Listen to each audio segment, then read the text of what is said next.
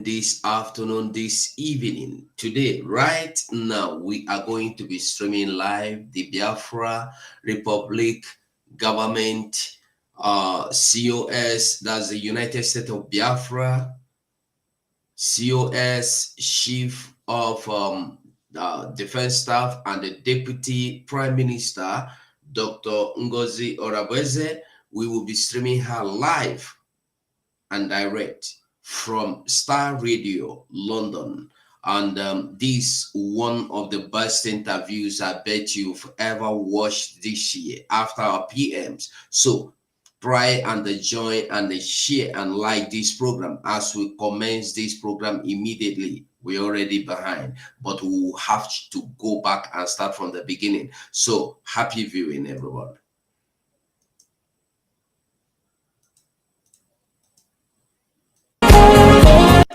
Well, lamb shapers, fast of Biafra, who we are planning, doing everything possible to get her on this morning. She'll be telling you more about the declaration or the writ declaration and its aftermath, its impact, and what next. So we'll be telling you more about all that. Anthony Adedeji, good morning to you. Shamsuddin, good morning to you. Pastor Momo, good morning.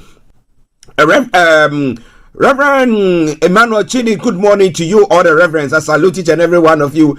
Bishop Adesina, good morning to you there as well. Coach D, good morning. Mr. Frank Davis, good morning. To Felix all the way in Aberdeen, massive good morning to you. And to all the Ghanaians who went to the polls, well, we're still waiting for the EC to come and do their declaration. So we are still waiting. To every one of you listening to us in Syria this morning as well, we salute each and every one of you. Well, a new day, a new dawn. But is it the same template? What we saw in Libya, what we saw in Iraq? Is that what is going to happen? So there's a lot more that we're going to be looking at this morning. But wherever you are this morning, tune in to listen to us. Let me say it once again. Welcome on board. This is Star Radio UK, and this is the morning show. I remain yours sincerely, the one and only.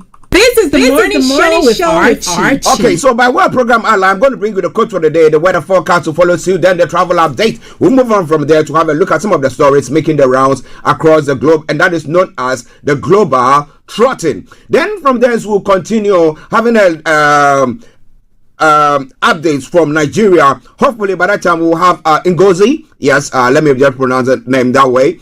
She will come and give you her full credentials there. Who is the chief of staff of the United States of Biafra, also joining in with Mr. Olaimi Koike, bringing you all the updates from Nigeria. Let me say good morning to Attack Coffee as well this morning. Attack Coffee, I hope you are doing very well today.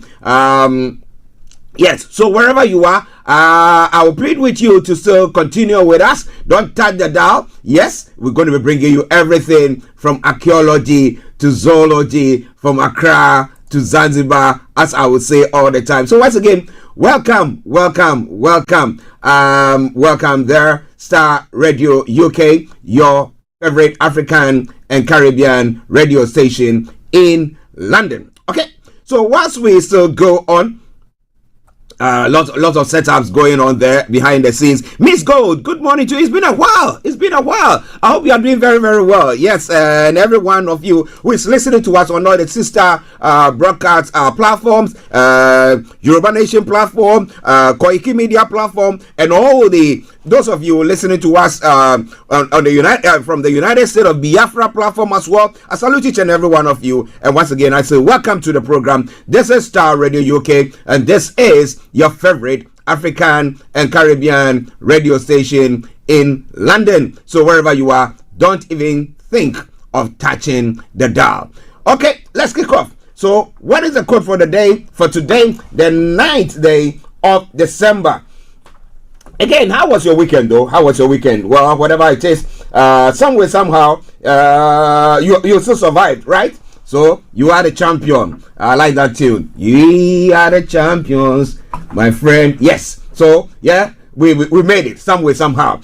Okay. Now the quote for the day says, a humble person may not end up on the top of the ladder, but is more likely to have a truly successful life because he's more likely to succeed in the things that matter the most. What do you think about that? It's quite an interesting one there. Yeah. Okay. Welcome on board, welcome on board, welcome on board. Share the broadcast with your friends and loved ones and invite them to like our pages as well. Star Radio UK, your favorite African and Caribbean radio station in London. Still waiting for the invite to come through from NGOZI's team. Okay. All right then. Let's move on. Okay.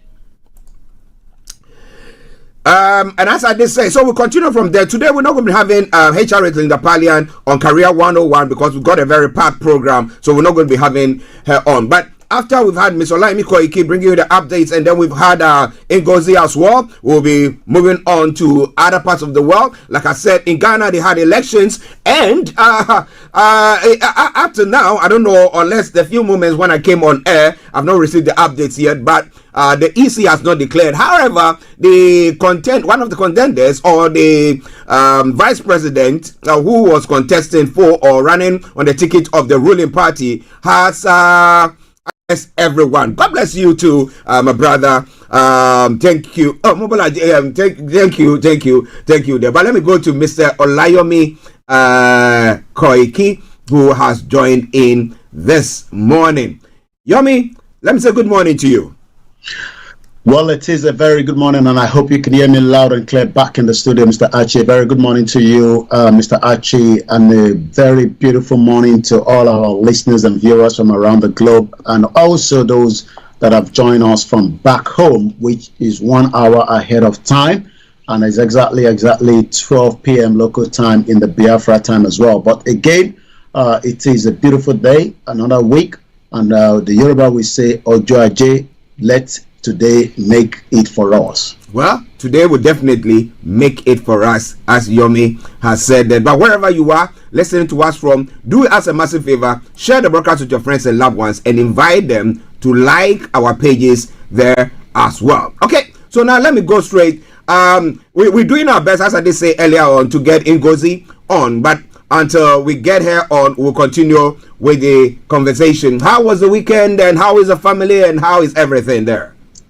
Well, the weekend was as packed as usual, and the reason why it's always packed is especially when you are so engaged, with the world event that is unfolding, and these are unfolding at a very fast pace, and that means that we have to monitor the situation and also spend as much time with the loved one, which is also very critical and important, because they say when the loved ones are doing very well, you're likely to have a good health as well. And yesterday I had the privilege to touch down, to see my mom, and then some other areas. And I think I did watch a bit of the football, just the result, but I didn't know what was the end game, because I knew it was about 2-1 to Tottenham, but I'm not sure what was the final score. We're back again this morning as usual, and that means that there's still a lot of work to be done. And the reason why we are doing this work is to make sure that our people around the world, knows what is happening, and we keep them up to date as quickly as possible. Yes, ladies and gentlemen, Mr. Olaimi Koiki for you. We are doing our best to get NGOZI on, as I've said, but for now, we'll continue with some of the stories making the rounds here. But Yomi, interestingly, let's touch on something that is not directly reflective on Nigeria or Ghana or Africa per se, though we have people from there. Let's look at what is happening in Syria. Okay, now if you remember, when Gaddafi was toppled, we saw the same template. Now when Saddam Hussein was toppled, the same template. Now, what do you think is happening? And then again, we'll have the issue where we have in the UK, and they'll say, yeah, people are crossing the channel to come in. And you see that most of these people are coming from war-torn or displaced. They are displaced people who are trying to cross over to this part of the world. How do you see the whole thing, and what do you think about it, and its impact or reflection on Africa as well? Well, the request has been sent. Maybe you want to keep checking as well. Okay. In terms of the situation in Syria, it depends on the side of the story that you're listening to, and some of us are more worried, especially as Africans, because whatever is happening in the Middle East can also quickly fall into the situation in Africa. And the reason for that is we know that as many Syrians, have been subjected to, dehumane, and so many other crises that has occurred. But who is pushing the narrative? Is it the Western part of the world that is pushing the narrative? Is it the globalists that is pushing the narrative? Or is it the ISIS that is also behind this as well? Let's look at Assad himself. Assad, took over from his father, somebody that schooled here in the UK. So in as much as even things might not be what he would have met on the ground, you would have thought maybe things would have been better. But when you have, one particular ethnic group that wants to dominate, the others, which is exactly what is playing out in Nigeria right now. We have, the Fulanis that are dominating, the other ethnic indigenous people, and that is creating a lot of frictions for the last 6 decades after, the British, colonized and gave us independence. So what is playing out again is, I've seen jubilation around the world, and I've also listened to the other side of those that are well concerned of the region. I've looked at the video where some of those, rebels are now saying that they'll be facing the other part of Israel. I saw Israel, now put in the 50 years agreement that they have, on hold while they defend the Goliath area as well. So the question is, as I was saying this morning, in as much as Libya doesn't have a government in place for a very long time, many Nigerians that have traveled to Libya are still able to build at least a bungalow in Nigeria, compared to a Nigerian living in Nigeria cannot build the bungalow. So could it be that many Nigerians might end up in Syria if that would be the case? Because we saw that even after Gaddafi, many Africans were flying down there, but maybe some might say it is easier to cross to the European country. But one thing is, we do not know what is next line for Syria, as Assad has finally left after so many years in power. Well, listeners, Star Radio UK, as we're saying, we're doing our best to connect NGOZI. So as I'm working on it, but we'll go to some of the story that's making the rounds. I will allow Yomi to be bringing you more of that. We're talking about corruption in Nigeria. We have the former president Obasanjo, who seemed to be chastising the government most of the time, saying you didn't do that, you didn't do that, you didn't do that. But there's some information coming through is saying that they have to bribe their way in Nigeria. 2004, 30 million cash. Naira cash there. So can you tell us more about that? There's a leakage from WikiLeaks though. Yeah. Well, let's go back to this story about Afe Babalola. And the thing is that when somebody comes into the limelight, people dive more into to know their background. So since the Afe Babalola and Dele Farotimi issues has been playing out over a week now, more information continue to ravel out. Afe Babalola was very close during the government of the former president Olusegun Obasanjo, but according to the WikiLeaks alleges that the Nigerian senior lawyer Afe Babalola and the ex-president Obasanjo literally bought Nigerian Court of Appeal ruling with 30 million naira each to 5 judges, which is about $220,000 as at the time. A WikiLeaks classified United States diplomatic cable has exposed how Nigerian senior lawyer Chief Afe Babalola and former President Olusegun Obasanjo way back in 2004 allegedly purchased a Court of Appeal ruling that ensured that Adamawa State Governor Boni Aruna remain in office. So the bribery and all those influencing has not been something that had gone on unscathed. I mean, they are all been involved in it. But what do you think?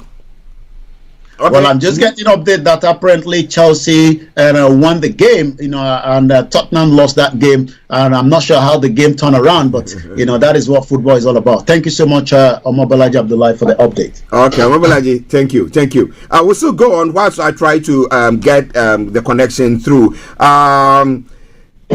Anti-corruption war should begin with accountability from the top.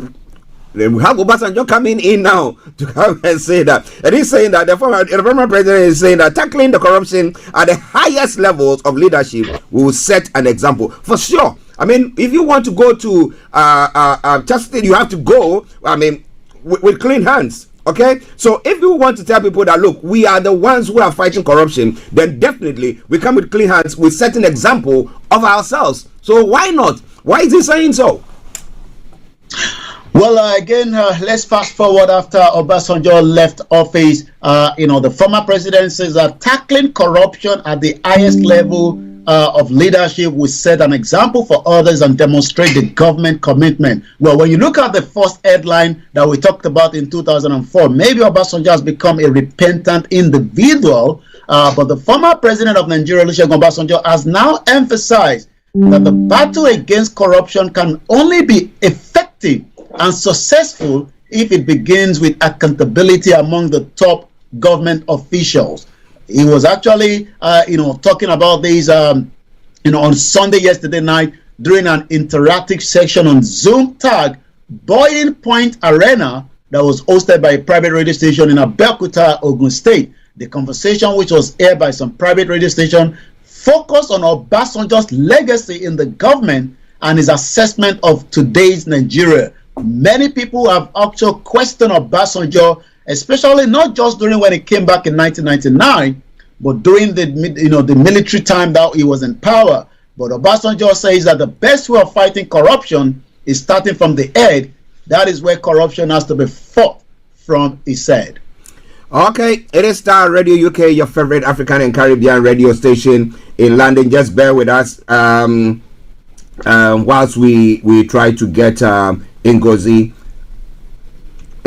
on. Okay, we still got Mr. Olaimi Koiki. A few technical hitches there, but we will definitely resolve it. You believe us now. Okay, blessing. Oh, say Dr. NGOZI is here trying to link to your account. Okay, tell Dr. NGOZI to use the first account that she sent. Yes. I know Yomi is sending that information through to her. Yomi, check the information I sent to you. That one I could get her on. Yeah, and I sent a request on that one, so they can use that one instead if setting up on the others is giving them a bit of an issue there. But ladies and gentlemen, Star Radio UK, your favorite African and Caribbean radio station in London. Well, it's quite interesting. But UK has granted 300,000 new visas to Nigerians in the last couple of years. That's what an envoy is saying. That's the British envoy, or the British High Commissioner in Nigeria, Montgomery, hailed the contribution of Nigerians in the UK and described their efforts as incredibly important. Well, it's easier said than done. We say that, and the next moment you go to the workplaces, and when you go to the home office and stuff like that, you see them behaving. I mean, you look at the way at times they treat us, and they think that we are second-class human beings. Let me put it that way. But do you think they are doing the right thing? And the fact that we are stunning all our doctors and our nurses and not creating a enabling environment for our people to work in, do you think that is good or not? But Yomi, yes, 300,000 Nigerians in here in the UK. Now, how has it impacted the country? Well, I think if the numbers can be increased, more Nigerians will still want to leave the offshore of Nigeria, and the reason for that is because of the this instability in Nigeria. The economic is biting, and many people wants to japa. And like I always say, if you have the means and you have the right qualification, you have the right network, like some of us have done in the past, please do not let anybody, tell you not to do so. But the question is, for how long are we going to experience, many Nigerians traveling, because of the insecurity, the future, education, and many other jobs opportunity? But the UK new, I mean, it's not actually new, but it's not been there for a long time. We're talking about the new ambassador, Dr. Richard Montegori, hailed the contributions of Nigerians in the UK and described their effort as incredibly important. So that means that the UK needs Nigerians, but the question is, in what sector? Are we talking about the research sector? Are we talking about in the government? Are we talking about in areas that could be of impact to Nigeria and those that are traveling? No.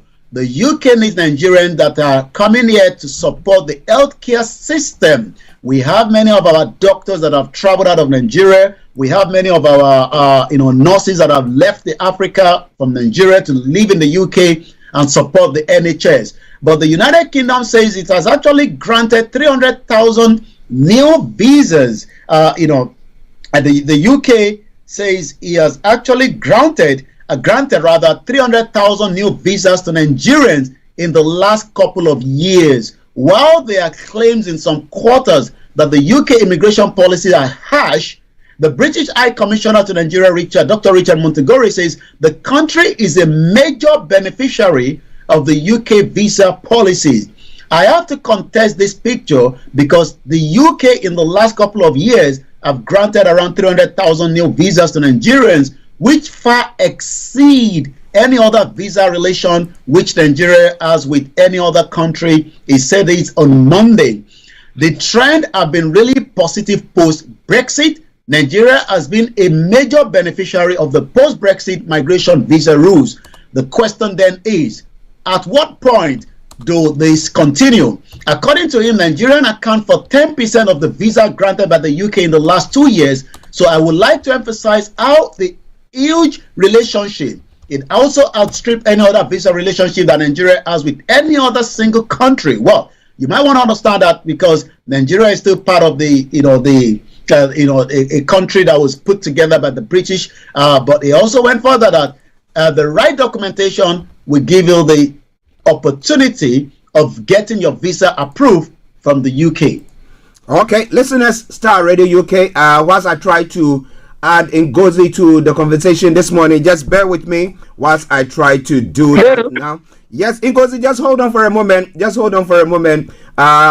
Ladies and gentlemen, Star Radio UK, your favorite African and Caribbean radio station in London. It's gone exactly quarter past 11 here in London. I don't know where NGOZI is speaking from, but she's going to be telling you more about all that. So wherever you are, don't touch the dial. We take a quick commercial and then we'll bring NGOZI on. So Yomi, everybody just hold on for a moment. A quick commercial, we'll be back with you.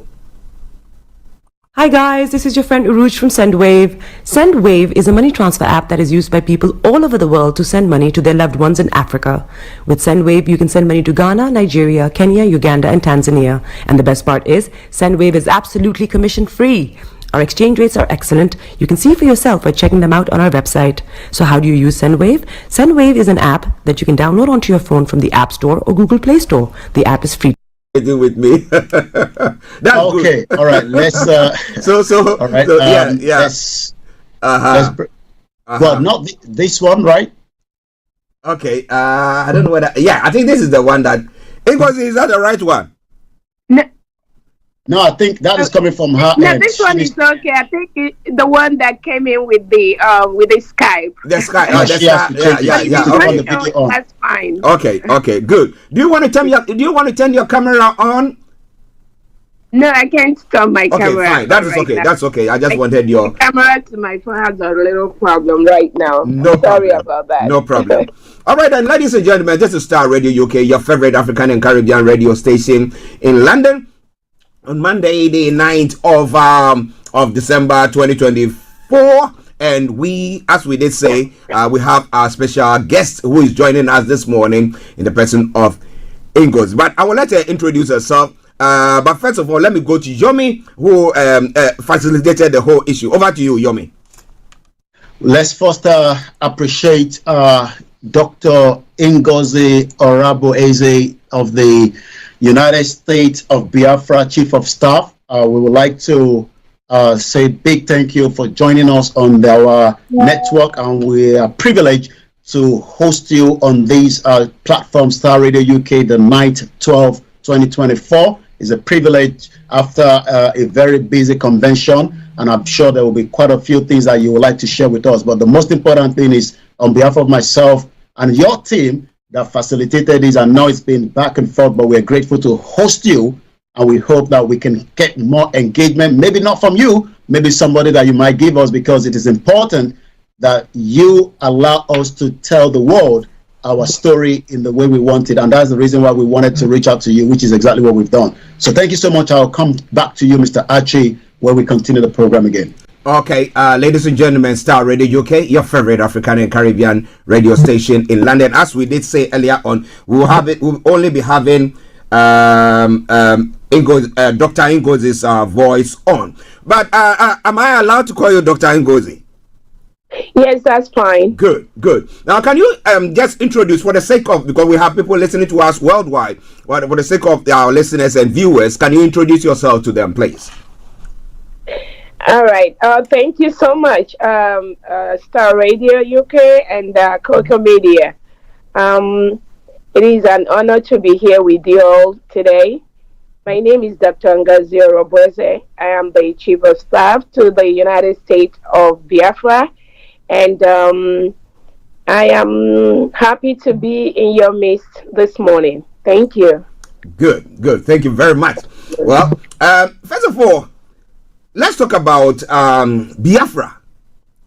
I will hand some of the questions over to Yomi to do it. But let's talk about the United States of Biafra. Now, some have been talking about it. Oh, it's been in existence some time ago. It's in 1967, thereabout. Can you give us a bit of a background to it? Yeah, thank you so much for that question. As many will be aware, the United States of Biafra was redeclared in Finland this period on November the 29th, 2024.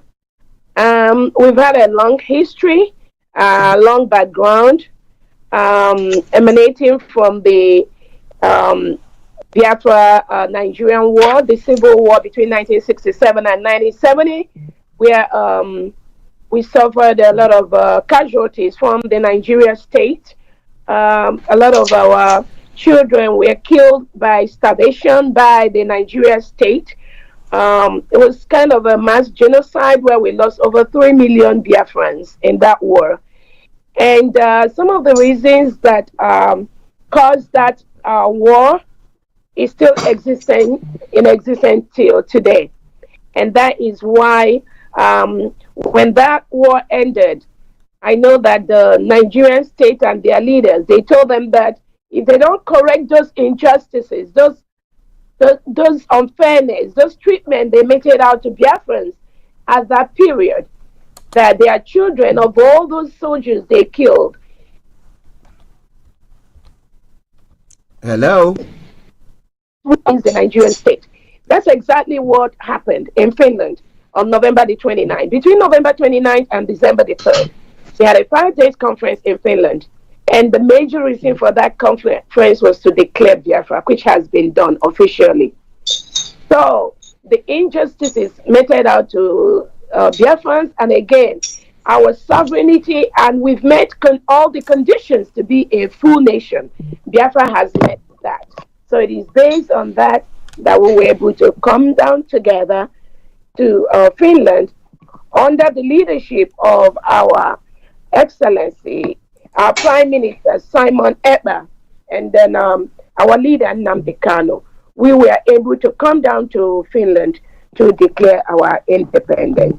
Thank you so much. Thank you very much for that brief introduction. Let me put it that way. But again, we're talking. You did mention Simon Ekpa. You did talk about Nnamdi Kanu there as well. And we are looking at all this one, and we are looking at another situation where we've talked about the marginalization of various communities. So we have the Yoruba nation who are saying, no, we think that we are not being treated fairly. Now we have the Biafrans or the Southeast who are also saying we are not being treated fairly. And we've got places in Nigeria where people are saying, no, they are not content with what is happening. We'll talk about the amalgamation, the bringing together of Nigeria. And people are thinking, no. There's something that has gone wrong.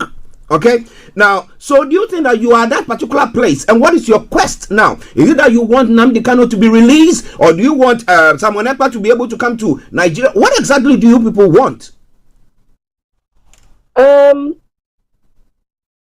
The independence of Biafra has nothing to do with an individual.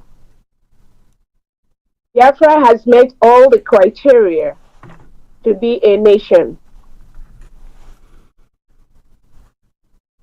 Self-determination is a right that the people have to decide and choose how to govern themselves, who to govern them. Those rights are inalienable rights that are bestowed on the individuals. It is left for the people to come together and decide who and choose who they want to rule them. That is called self-determination. Mm-hmm.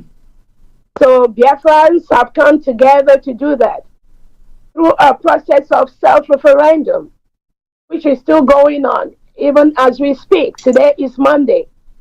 Most of the offices and homes and banks and schools are shut down in Biafra territory voluntarily. Biafrans want to do this because they do not want to be part of the Nigerian state anymore. The Nigerian state have tried to stop, like the Monday sit at home. Their cohorts and their partners in the Southeast governors have tried to do that. But Biafrans have refused. They come together and they believe in our Prime Minister Simon Ekpa, and they believe in our leader Nnamdi Kanu. They believe in themselves to govern themselves. And that is why they continue to sit at home every Monday. And nobody will stop that until Biafra is fully secured from the Nigerian terrorist state. Wow. Ladies and gentlemen, Star Radio UK, your favorite African and Caribbean radio station in London. Let me go to my colleague and co-presenter, Mr. Olaimi Koiki, who is also on, and I know he's got lots of questions there he's going to be asking. But Shame, you are there, good morning to you. He's saying that, and to all of you, the various people, the many of you who are on various platforms that we are broadcasting on, I salute each and every one of you. So now, Yomi, take over. Thank you so much, Chief of Staff, Dr. NGOZI ORABUEZE, and once again, it's a privilege, that I was able to engage you at just immediately after the information that was trickling out. First, can you give us what is the situation with the Prime Minister Simon Ekpa, because a lot of our people around the world, and I'm not just talking about the Biafra now, I'm talking about those that believe in the self-determination from the Yorubas, are worried, are concerned, because just few days before the biggest event of the time, was there any information that it will be picked up, it will be interrogated? A lot of information were traveling around. I know you've spoken about it, but for the privilege of those that are listening to us on this network today, what is the current situation with the Prime Minister Simon Ekpa? Yeah, thank you so much for that question. Our Prime Minister Simon Ekpa is hale and happy, in high spirit. What happened was, like you rightly said, before the few days before our declaration in Finland, there was this some flimsy report from some local, I believe they are Biafrans that were paid by the Nigerian agent in Finland to complain that our Prime Minister is inciting us, that is inciting people. They also initially added something to the effect of terrorism, but eventually they dropped back and said, well, Simon Ekpa has nothing to do with terrorism. But they think he's inciting us. And where's that inciting coming from? They believe that he's in Finland, but when he gives orders, even all the Nigerian, all the Biafran, Nigerian governors inside the Biafra state, they follow that order. So it is just a ploy by the Nigerian government using their local agents, local Biafran agents that work for them, which we already know is going to be like that, to try to, briefly disrupt what we are doing. Because they think that if they claim that our PM is inciting us, so they think that maybe by inviting Prime Minister and restricting him from talking to us, we are not going to be incited. But they all failed. They've discovered that even while they restricted, PM has not committed any crime. He's not been accused of any offense. I just want that to be clear out in the public. But apart from the political, it looks like something more politically motivated, because there's no crime, there's no charge, nothing. They just keep saying they're investigating, which the whole world has been hearing. So what are you investigating? Okay. So let's have a formal case between the Nigerian government, Biafra, and Finland. And our Prime Minister has always said he's looking forward to a day like this, when he is going to be in the court, in a formal court with the Nigerian state. So they believe that if they restrict our Prime Minister Simon Ekpa, that is going to stop the declaration of Biafra. But Biafrans trooped all over the world into Finland, over 1,500 individuals. And we have declared our nation, United States of Biafra. So exactly that is what the facts are. And then whatever they feel about the investigation or his inciting, it's not going to change a single thing. Our Prime Minister is never inciting us. What Biafrans are doing is what we've decided to do. We've decided to exit a country that rehabilitates and reintegrates non-terrorists into the army, into the police, into the security apparatus, and they send them down to Biafra land to be killing our people just for talking about Biafra. In what country do you see in the world when somebody says, I'm a Biafran, the police, the terrorist police Nigerian government sent to Biafra land, they will take them away, kill them. We have forceful disappearances of our youths. So that's exactly the fact on ground. Thank you. Thank you. Thank you so much for that. Quite a lot of people around the world are waking up, to understand, that the Biafra declaration has happened. There's still a lot of work that needs to be done. But my question is, how do you want to gain this recognition? And because the recognition is very important, we saw the Eritrea and Ambazonia, the first two, to give the recognition.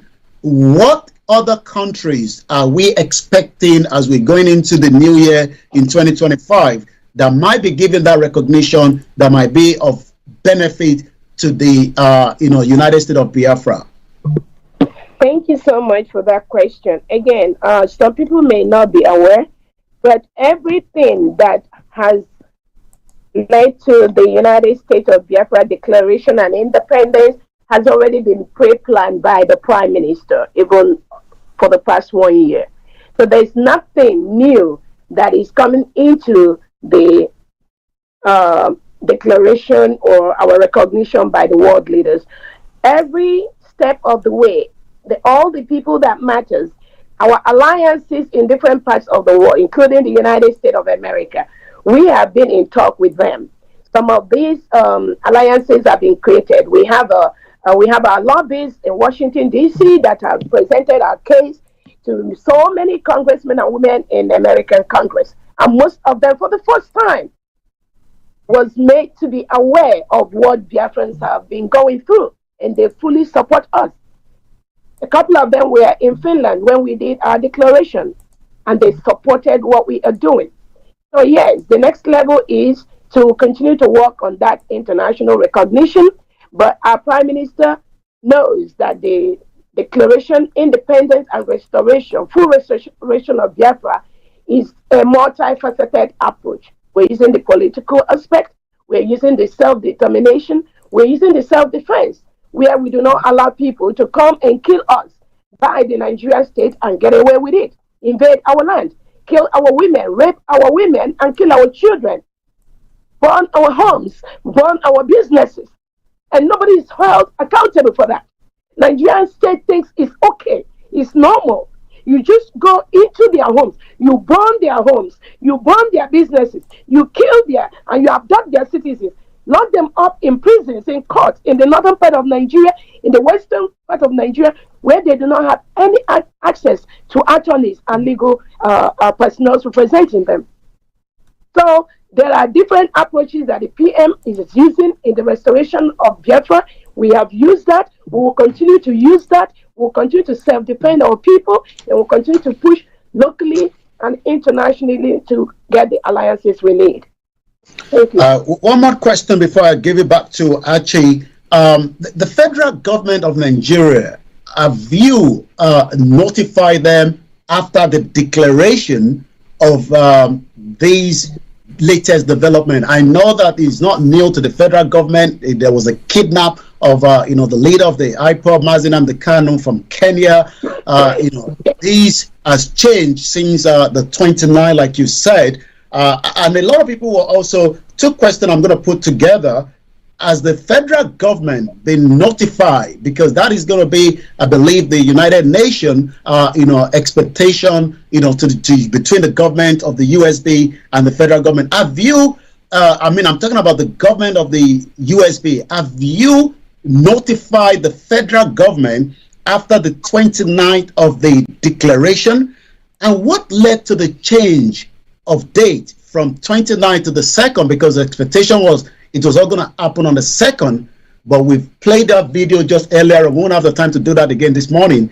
But that whole system change, was it because Simon Ekpa was invited, or was it part of the plan just to put things in a different format, you know, for the world to see? Because the expectation was December 2nd. So have you notified the federal government of Nigeria? And what led to the change of date from the 29th to the 2nd, or from the 2nd back to the 29th? Thank you so much. Thank you so much. Let me start by telling you that the independence of the United States of Biafra is not dependent on Nigerian government. Let me make that clear.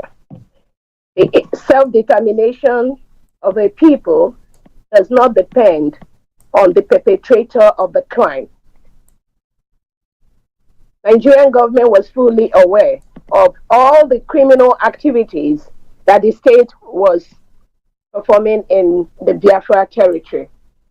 So to answer that, we have our international lawyers, we have our local lawyers that are working on that post-declaration, and they'll be issuing the appropriate papers to the appropriate quarters in regards to and in respect to the full independence of the United States of Biafra. Yes, they are working on that, but is there something Nigerian government must approve for Biafra? No, they do not have the power.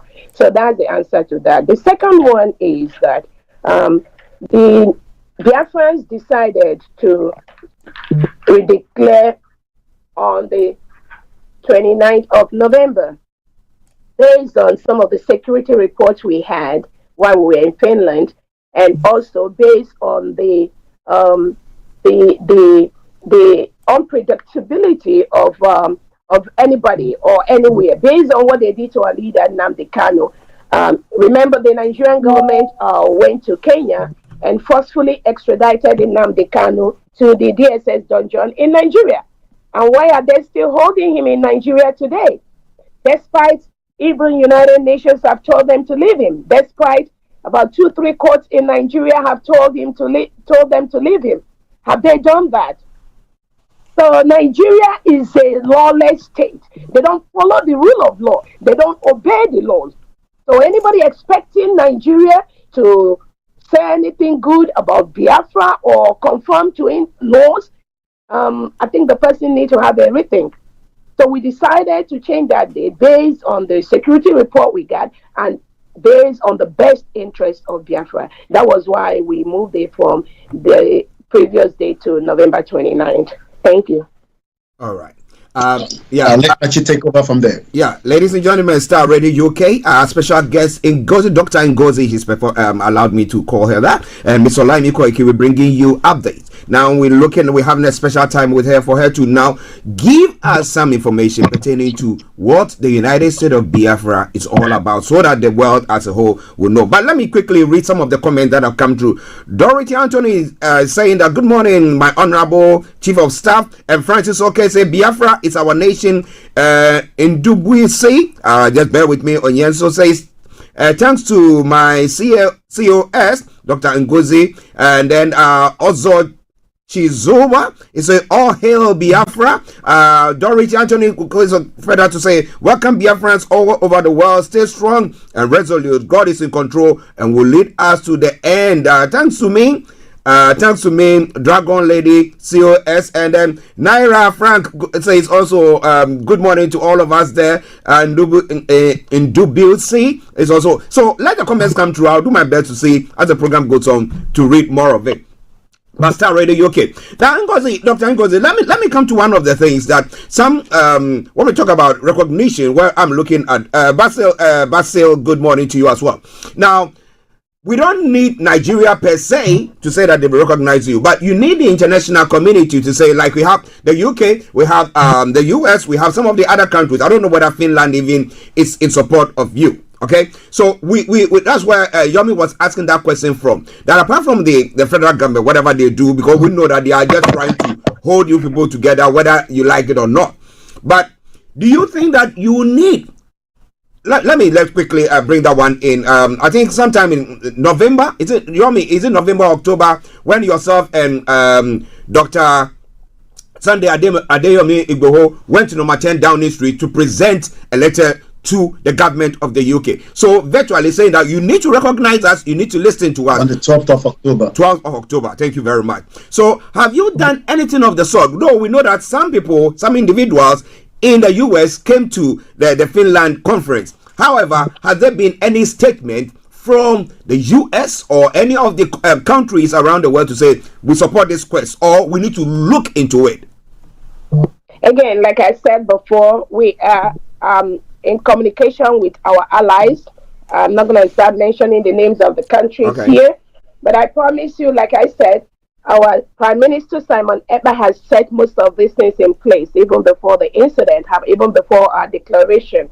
And the attorneys involved, they are working day and night to bring the necessary documents to the right tables and all that. So we just have to give them time to do their job, and then we will continue to use the other aspects which we have already established in our nation to continue to protect our citizens from the terrorist state of Nigeria and continue to work closely with our attorneys that are working with our allies.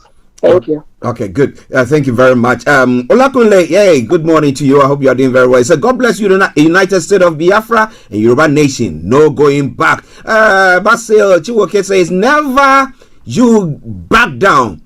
Ma, keep it up. So yes, and then Godfrey Ezenwa says, our lioness, right on. So we're doing our best to bring you everything that has been captured there, but continue to post your comments there. Those that will be able to read, will read them. But one other question that someone is asking here is that should the federal government in Nigeria say, we want to give you a chance to have a referendum, would that satisfy you so that we have your community saying that, look, this is it. Do we want self-actualization, or our own independent, having our own country, or we still want to belong to the big Nigeria? What do you think? You remember that we already had a referendum. We had our votes. Biafrans have casted their votes, where over 50 million Biafrans have agreed to exit Nigeria. We conducted different polls, and like I said, the Monday sit at home, which is ongoing right now, is also part of that referendum, where Biafrans have categorically stated they do not want to be part of Nigeria.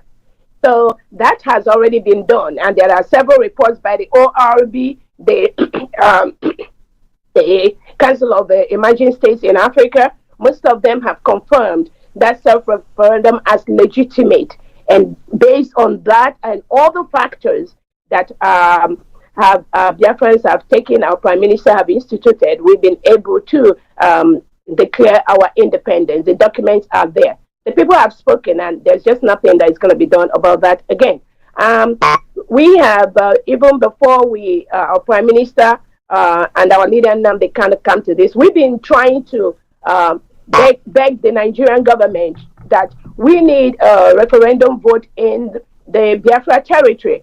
We've requested that for many, many years. Over the past, we've constantly, even at a point, I know our leader Nnamdi Kanu was even, trying to see if the Biafra region we can rule ourselves, but they refused. So all the things we put in place, we followed every peaceful means to make sure that Biafra becomes a full-fledged state. And remember, Biafra was a state between 1967 and 1970. So it's not as if there's something new that we are doing. We are just redeclaring that state. Now, giving more information to world leaders on what happened that time, the injustices, the marginalization, the way Nigerian government comes in and hire terrorists to come and kill us. Some of the information that the international world leaders have right now, they do not have it in the past. Some of you know that even as of, was it not 2 years ago, when Nigerian government banned Twitter, there's suppression of the press in Nigeria. So most of the things that the world leaders have seen now, most congressmen and women have seen right now, they didn't see that in 1967 to 1970.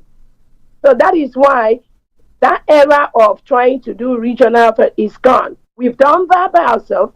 We've determined we're going to rule ourselves. We're going to follow up with our attorneys that are putting the right papers in the right desk, and there's just no going there. As it stands right now, anything Nigeria military in uniform or police, they are occupying a sovereign land. They are occupying a foreign land. And I just wish that they leave any Biafran territory immediately. They should leave immediately, because Biafra right now is a sovereign United States of Biafra. Is an independent nation. Thank you. Thank you very much. Ladies and gentlemen, Star Radio UK. I'll go back to Yomi, but before then, Ejike Vincent says, right on my CEO, COS, my apologies. We Biafrans are solidly behind you. We love you so much. Maxwell Dan says, we are strongly behind you, COS. David Okechukwu Israel says, I love you so much, my Deputy Prime Minister. COS Airborne Ben Ogu says, my COS, thank you for what you are doing for United States of Biafra. Omabalaji says, God bless Dr. NGOZI. God bless Mr. Achi and Mr. Koiki there as well. Thank you very much. I say Tinubu's only achievement is being the last zoological president before Biafra redeclaration and restoration. And there's lots. Shama TV, good morning to you. Antonia Dorothy Anthony, good morning to you as well. Let your comments come through. Nelson Mark, good morning to you all there. Now, let me come back to Yomi if he has got some more information there. Over to you, Yomi. Yeah, thank you so much. Quite a lot of concern from different sectors of indigenous people or those back in Nigeria after, the 40 state, and this is even before, the PM, was, invited, and just prior before the declaration, we saw, some of the state being mentioned. Some of these individuals linked with Biafra are rejecting being part of Biafra. What are you going to do to resolve these? We're talking about, those that are coming out to say, look, we don't want to be part of Biafra, but it seems that Biafra have taken part of what is not theirs. And I want you to clarify that. And is this the same mistake from what quarters are saying that played out, in the past when, other part of what is not Biafra was taken? And maybe you might want to help us to clarify, because quite a lot of concern is coming from the 40 state. Dr. NGOZI ORABUEZE, the Chief of Staff on the Star Radio UK network this morning. Thank you so much. Thank you so much, Koiki. And I can tell you, as far as Biafran states, the 40 states are concerned, there's no problem from the 40 states. And anybody that approaches you and says that this part is not supposed to be Biafra, this part is not supposed.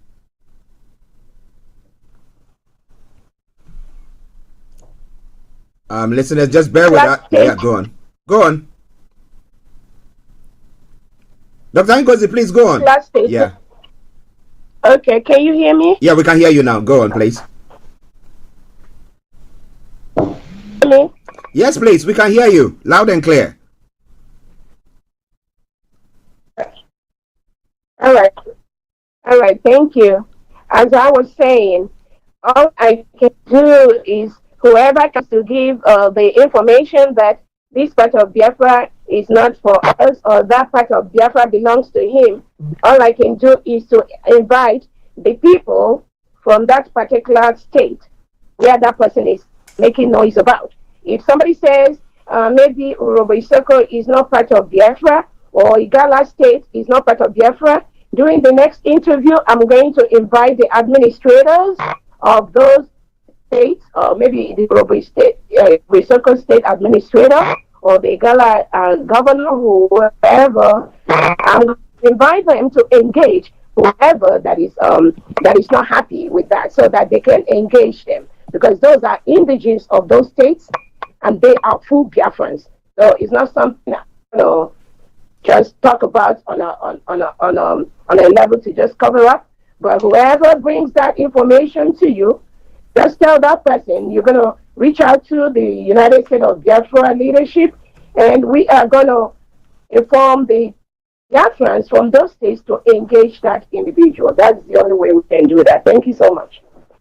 Thank you. I'll take one more from here, Mr. Archie. And once again, we're privileged to have, the COS again, this is a privilege because history is very, very important, and we wanted the government of the Biafra to have their say on the international forum. The question I'm going to be asking you now is, how solid is the current state of the cabinet just after the convention and as it stands today?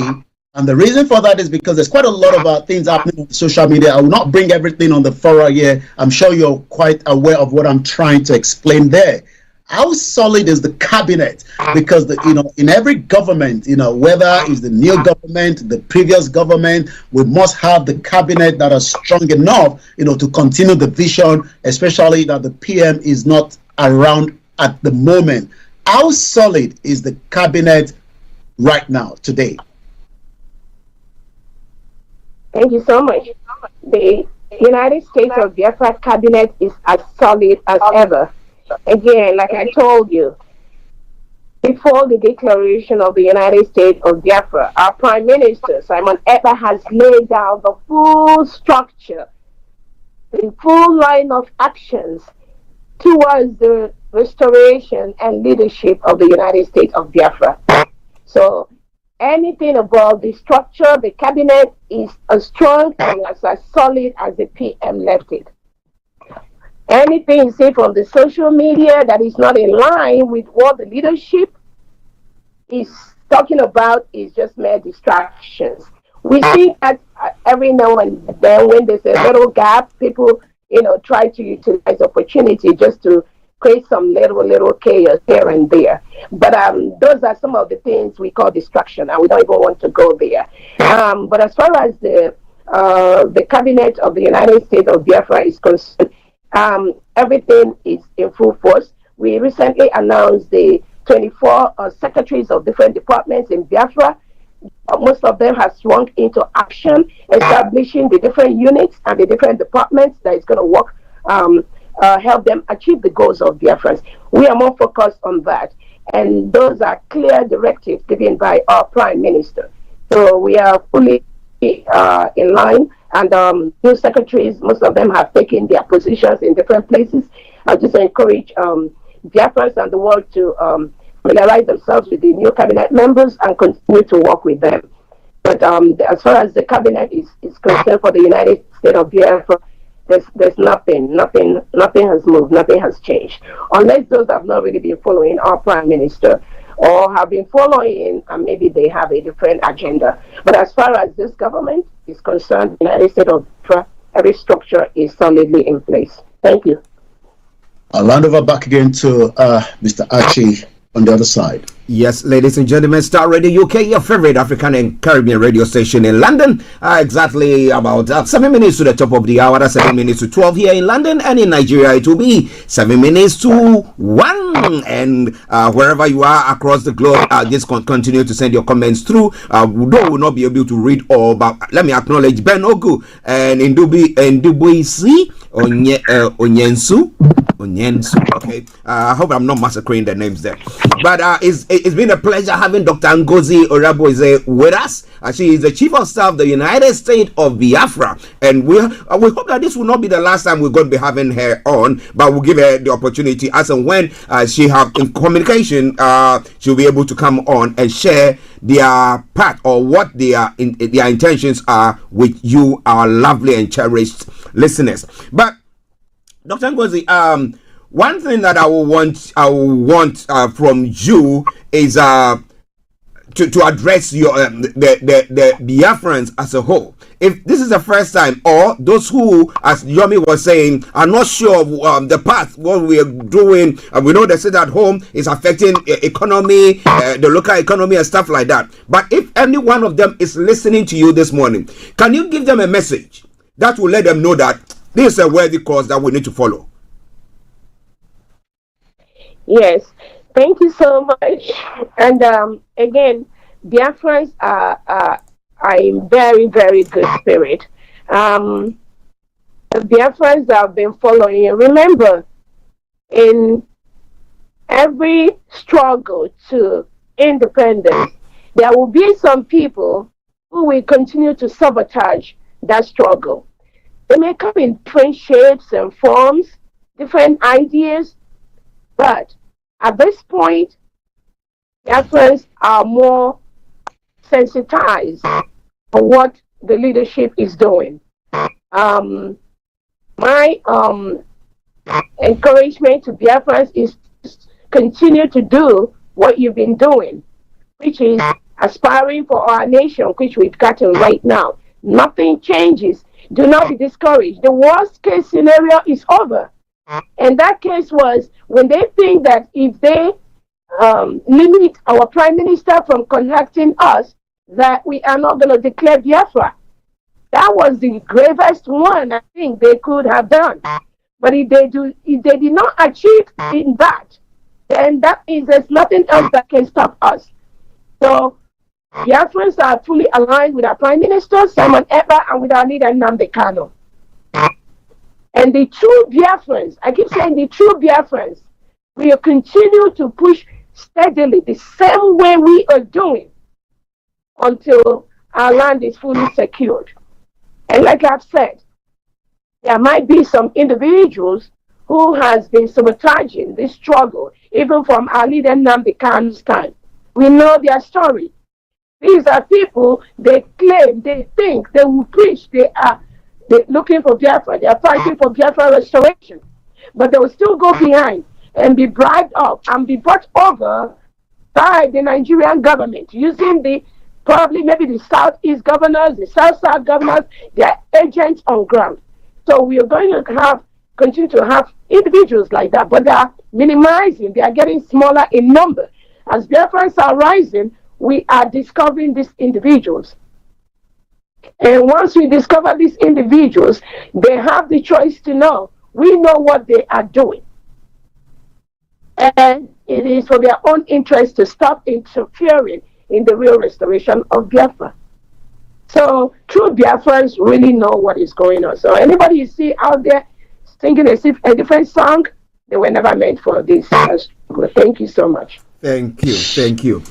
Yomi, I know that you've got your last comment. Yes, but hold on for a minute. Hold on for a minute. To say thank you so much to the COS on behalf of myself and my team here, which is the Koiki Media team and the Star Radio.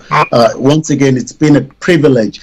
Let's put this for the Yorubas, what advice, those that are agitating, for the right of the self-determination, the Yorubas, what advice would you share, as an independent sovereign state now? What advice would you give to any Yorubas that is out there, whether that believes in the movement or those that believe in it are still looking forward to more engagement with the USB? What advice will you share? And that will be my last question. And thank you so much for being part of the program this morning on the 9th, 2024 from London. And I'll say thank you so much, Dr. NGOZI ORABUEZE. All right. Thank you so much, Koiki. Again, what I have to say is that the freedom of every group, the freedom of the people depends on the people. These individuals that cause all this chaos inside Nigeria, these individuals that manipulate the people, these individuals that brings in terrorists to go and invade the communities and kill their people and take over their homes, they are less than 1% of Nigerians. They are less than 1%. So the people have to make up their mind that they want to be independent from this terrorist state of Nigeria. Nobody can do it for them. It's not even only the Oduduwas, the Arewas. They are being killed in hundreds by these reintegrated terrorists of the Nigerian government. So when a government cannot safeguard the lives of the people, the properties of the people, when a government can no longer protect the citizens, then it is right time for the people to rise up. Moreover, our population in Nigeria is so much. We're talking about 200 and something million. Meanwhile, some countries in Europe, even Gambia, they have about 1 point something million. Some populations in Europe and some Western countries, some of them are just like 5 million, 10 million, 15 million.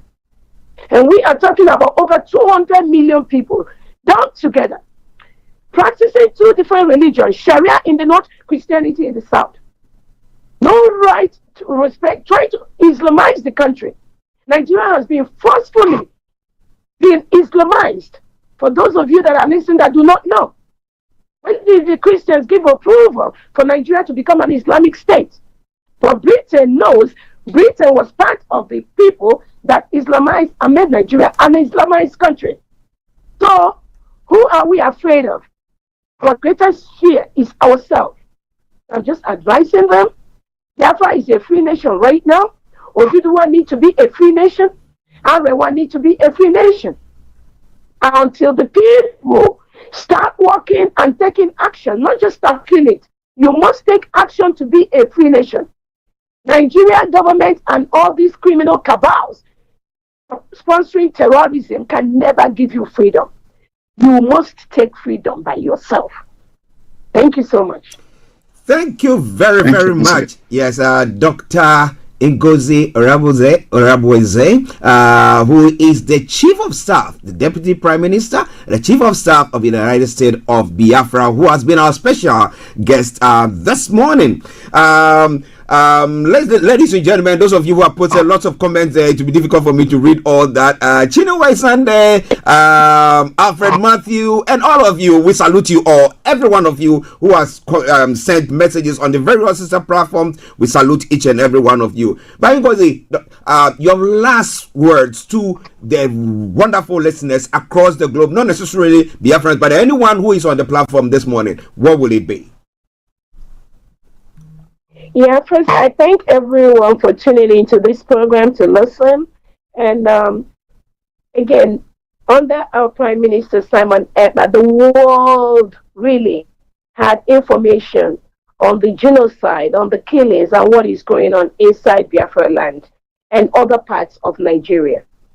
The killings, where you stay in your home, you are no longer safe. Somebody will just come in and kill you and walk away. The police will not do anything. The government will not do anything. That is no longer a country. I want to use this opportunity to thank our Biafra Defense Forces on ground, the Biafra Navy. They are the ones that are giving us the courage to do what we do today. I thank them for their services. And I encourage everyone listening that the essence of the world is to make the world a better place. Nigerian government can never make the world a better place. That is why anywhere you see the world talking about peace, Nigeria will never be there. Talking about human rights, Nigeria will never be there. Talking about anything that will make the world a better place, you will never see Nigeria's name there. No country will approve them. So the information the world have right now have given them a true picture that Nigeria is a failed state. So the earlier the individuals start working to free themselves from this shackle, the better for everyone. Thank you so much. Thank you. We hope, like we said earlier on, it wouldn't be the last time that you join or come to this platform to come and share your take. That we want to assure you that we're giving you this platform. Anytime you are ready, you want to come on, Yomi is there, get in touch, and then we will make sure that your voice is heard. Efeanyi, good morning to you, and thank you very much. And to every one of you, as I said, thank you very much for joining in. Yomi?